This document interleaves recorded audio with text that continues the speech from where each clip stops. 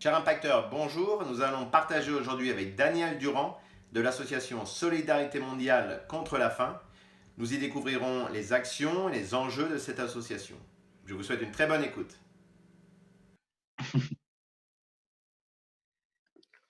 Bonjour Daniel, merci d'avoir accepté notre invitation. Merci de partager avec Impact Earth aujourd'hui. Alors nous allons parler de votre association Globidar. Écoutez, je vais vous laisser vous présenter. Oui, bonjour Laurent et merci de cette opportunité qui nous est offerte à nous. Alors, l'association ne s'appelle pas tout à fait Globidar, mais Solidarité mondiale contre la faim, ça donne un petit peu le cadre, et Globidar France. Alors, Globidar France, Globidar, ça signifie, c'est en espéranto, hein, ça signifie les habitants de la Terre, la communauté des habitants de la Terre. Voilà. Donc, personnellement, je suis à l'origine de cette association et donc, comme vous me demandiez comment c'est venu tout ça, euh, voilà mon parcours personnel. Donc, j'ai d'abord fait des études de droit pendant quelques années, donc au début de ma vie professionnelle, et j'étais clerc de notaire. Mais assez rapidement, on était dans l'après 1968, il y a eu des remises en cause qui se faisaient. On était dans une période également où on avait connu la sécheresse en Inde et puis donc la guerre au Biafra, donc des famines terribles au Biafra. Donc il y avait tout un questionnement qui se faisait autour des valeurs apportées. Et je me suis orienté vers une aide concrète sur le terrain. Et donc c'est pourquoi je me suis lancé dans l'horticulture tropicale. Donc j'ai fait une formation en Bretagne pendant 2 ans. Et ensuite, je ne suis jamais parti pour faire de l'horticulture tropicale. J'ai fait simplement de l'horticulture ou plutôt du maraîchage en France pendant une vingtaine d'années. Mais cette double formation de droit et d'horticulture a ensuite été valorisée dans cette création de Solidarité mondiale contre la faim. Donc, en 1976, j'ai découvert l'appel de 13 personnalités de réputation mondiale, dont l'abbé Pierre, qui était venu à Caen faire une conférence au cours d'un colloque de 3 jours. Et là, je me suis enregistré comme citoyen du monde. Donc l'abbé Pierre était l'un des appelants aux côtés d'autres personnalités, des prix Nobel, des scientifiques. Et rapidement, j'ai rejoint la commission Faim et Développement des citoyens du monde, qui travaillait déjà depuis quelques années sur une alternative à l'aide au développement. Parce qu'on se rendait compte qu'au bout de presque 20 ans d'indépendance, les anciennes colonies étaient plutôt dans la dépendance que dans l'indépendance au niveau économique. Et donc, l'objectif était de concevoir quelque chose d'autre que cette aide paternaliste qui venait encore de l'ancien colonisateur et qui a été relayée ensuite par l'Union européenne. Et donc, on s'est orienté vers faire l'inverse un petit peu de ce qui se faisait, puisque aussi bien le gouvernement français, l'Union européenne ensuite, déterminaient des lignes budgétaires par rapport à des programmes qui étaient plus ou moins en corrélation avec les orientations données par l'Organisation des Nations Unies ou la FAO. Et donc, ils décrétaient des lignes budgétaires, donc des budgets qui étaient disponibles pour ceux qui présentaient de bons dossiers. Évidemment, c'était la porte ouverte à la corruption, à bien des choses. Et donc, il y a beaucoup d'argent qui était parti comme ça et qui n'a pas abouti là où ça devrait être. Donc, à l'inverse de cela, nous, on s'est dit, non, il ne faut pas décréter une ligne budgétaire, mais il faut répondre à une attente. Hein. Donc, l'idée était de favoriser les initiatives locales de développement, c'est-à-dire que lorsque un groupe a quelques notions en élevage ou en horticulture, en agriculture, en culture maraîchère, on leur donne les moyens d'en faire un peu plus, de telle sorte qu'ils puissent avoir de meilleurs revenus, de telle sorte qu'ils puissent améliorer leur niveau de vie, qu'ils puissent envoyer les enfants à l'école, qu'ils puissent donc mieux s'habiller peut-être, et puis mieux se développer, enfin avoir une meilleure organisation dans les villages. Et donc, on l'a fait. On l'a fait donc à partir de 1982. On a transformé cette commission faim et développement des citoyens du monde en l'association qui s'appelle maintenant Solidarité mondiale contre la faim. Globidar France étant l'antenne française de cette solidarité mondiale qui est une fédération mondiale.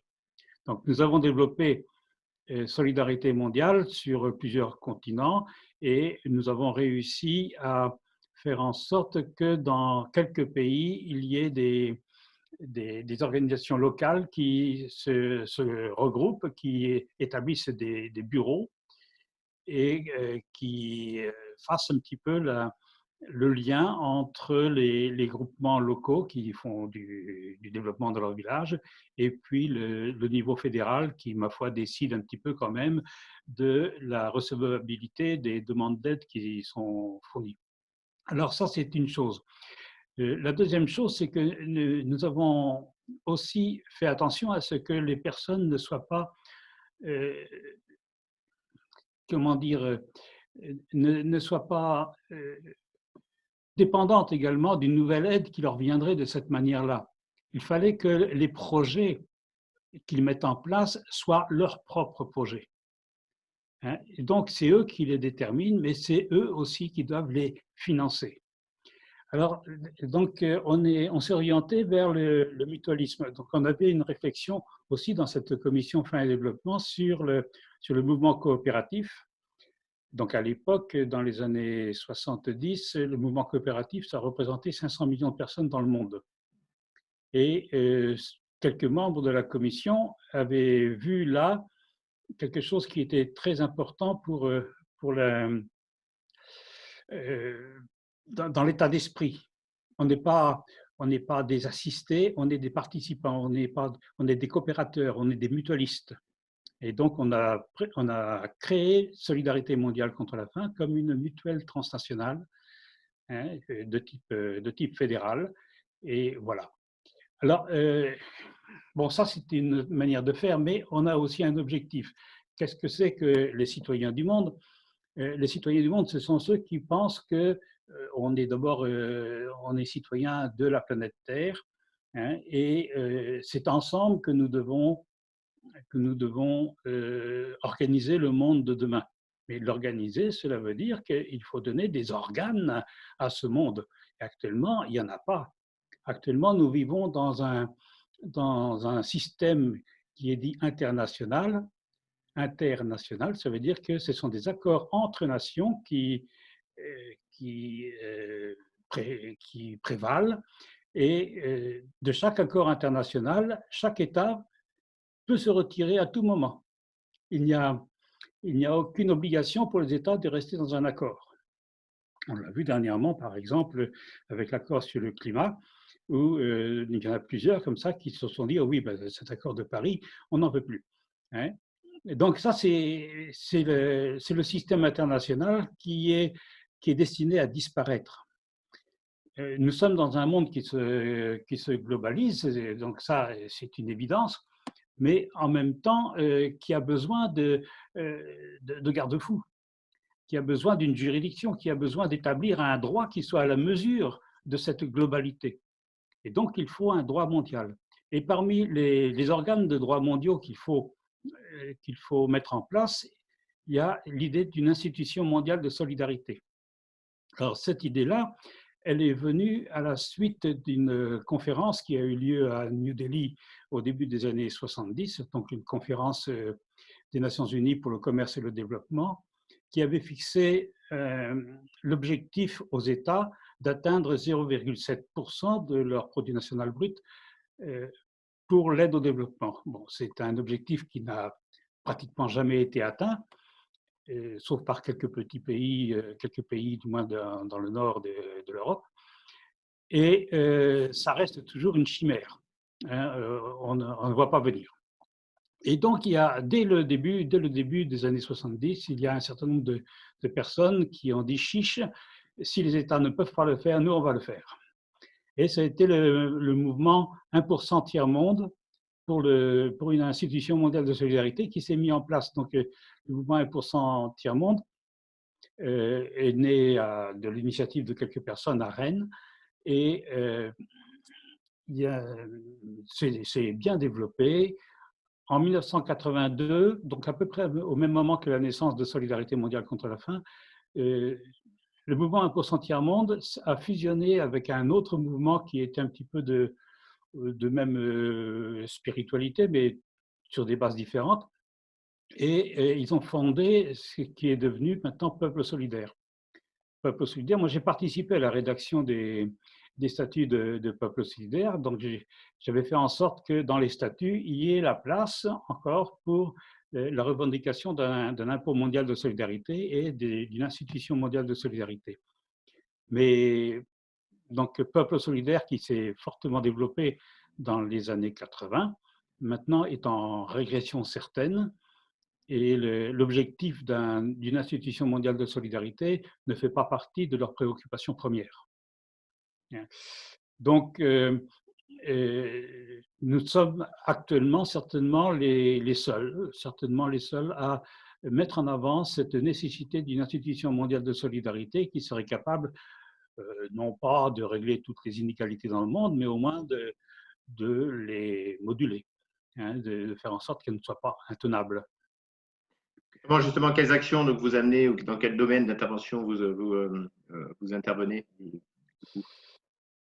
Alors, notre objectif, donc si nous répondons aux demandes qui sont faites par des groupes locaux, donc ce sont des groupes, des petits groupes, hein, ce sont quelquefois une famille, quelquefois c'est un village ou une partie de village. On a par exemple dans un village du Burkina Faso, on a 4 groupes qui se sont mis en place comme ça dans l'esprit de solidarité mondiale contre la faim. Alors nous touchons des domaines assez complémentaires, donc qui sont la pêche, l'agriculture, l'artisanat et le commerce ou les activités génératrices de revenus. Voilà, donc tout cela, c'est pour une autosuffisance alimentaire au niveau local ou au moins au niveau régional. Voilà, donc c'est notre but, c'est favoriser tout ce qui est pour l'autosuffisance alimentaire. Il est remarquable qu'avec la crise du Covid actuelle, on en revienne à cela, à chercher à favoriser l'agriculture locale plutôt que de dépendre de fournisseurs étrangers. Donc c'est assez amusant, mais nous, on l'a comme objectif depuis 30 ans maintenant. Est-ce que vous avez justement des exemples d'actions concrètes et de succès? Oh, ben, oui, je vois par exemple, donc il y a une dizaine d'années, l'exemple que j'ai en tête, on a un groupe de femmes de Ouagadougou qui cherchaient à avoir une activité supplémentaire dans leur groupe. D'abord, ils avaient eu l'idée d'élever des porcs. À Ouagadougou même, on les a un petit peu dissuadés parce que un élevage de porcs, c'est plutôt pour l'environnement un petit peu ennuyeux. Hein. Et finalement, elles se sont orientées vers la valorisation des récoltes de fruits. Donc, souvent, les fruits viennent en grande quantité au même moment. Hein, donc, ce sont, peu importe les fruits que c'est. Donc, ça peut être des mangues, des goyaves, des ananas ou des choses comme ça. Et il y en a beaucoup qui se perdent parce que c'est pas vendu sur les marchés. Et donc, leur idée a été de les récupérer et de les transformer en jus de fruits. Et on a financé cette petite unité de fabrication de jus de fruits, et donc à hauteur de 1 500 euros, je crois. Et sur les 1 500 euros, il y avait 750 euros de prêt qui étaient faits et puis 750 euros de dons. Donc le prêt était remboursable. Et lorsque je suis allé, donc c'était en 2009, lorsque je suis allé à Ouagadougou en 2009 pour d'autres choses qui concernaient davantage les citoyens du monde, j'ai rencontré la présidente de ce groupe-là qui m'a remis les 750 euros, à l'équivalent en monnaie locale des 750 euros, que j'ai immédiatement remis à un autre groupe qui était à 80 km de là et qui, lui, s'est lancé dans un élevage de poulets. Voilà. Hein, donc, un autre cas, c'est donc des artisans. Des artisans sont créés encore au Burkina Faso qui s'étaient lancés dans la fabrication de tissus. Et alors, oui, si je ne me trompe pas, hein, ou c'est le contraire, mais enfin, peu importe. Et donc, ils ont, ils ont fait leur projet et ils ont remboursé et ils ont donné le remboursement directement, donc avec des papiers qui authentifiaient, mais directement à un autre groupement qui s'est lancé dans une poissonnerie. Voilà. Hein. Et donc, un projet en finance un autre projet. Bon, évidemment, comme il y a moitié en don, moitié en prêt, il faut évidemment que la solidarité transnationale vienne compléter la différence. Mais le projet leur appartient. Ce n'est pas le projet du blanc, ce n'est pas le projet de l'étranger, c'est le projet qui a été conçu dans leur groupe et qui est mené d'une manière économique et responsable dans leur groupe pour réussir. Et quels seraient les enjeux alors, de la solidarité mondiale contre la faim aujourd'hui? Alors actuellement, nous sommes dans une période très difficile. On le voit donc d'une manière très, très nette avec la crise des sanitaires que nous vivons actuellement. Il y a un repli extraordinaire de chacun, soit sur sa nation, soit sur sa famille, soit sur son lieu. Et c'est une tendance qui vient mettre comme un point final à une dégringolade de la solidarité que moi je constate depuis le début des années 80. On a eu, alors c'était peut-être pour des circonstances politiques particulières en ce qui concerne la France, on a vu à partir de l'élection de François Mitterrand des militants se désengager parce qu'ils avaient gagné. Ils avaient gagné au mois de mai 1981 et donc c'était terminé, c'était bon, ils allaient faire autre chose. Hein, et donc à partir de ce moment-là, on a eu une dégringolade, mais véritablement et sensible de la solidarité au fur et à mesure des années. Alors avec ça, a monté tous les médias audiovisuels qui sont venus, donc tous les médias, y compris le téléphone et tout ça, et Internet. Et on est arrivé à moi j'appelle pas ça de la solidarité, mais enfin à des réponses charitables, on va dire, à des coups de cœur. Hein, donc c'est par la télévision ou c'est par les réseaux sociaux, on fait des appels de fonds pour tel ou tel domaine. Et comme tout le monde en parle, comme il y a un engouement pour cette chose-là, tout le monde le fait. Donc ça marche très bien pour les quelques projets qui sont menés. Donc je pense évidemment au Téléthon qui a réussi de cette manière-là. Et la montée en puissance du Téléthon aussi s'est accompagnée aussi d'une dégringolade de l'autre côté des gens qui avaient donné pour le Téléthon. C'est suffisant, j'ai donné, j'ai fait ma BA. Hein, et donc actuellement, on est dans une période de repli où il est très difficile pour des associations comme la nôtre de tenir parce que des gens qui s'engagent à long terme, comme je l'ai fait moi depuis 1960, depuis les années 70, quoi, eh bien ces gens-là, on les cherche.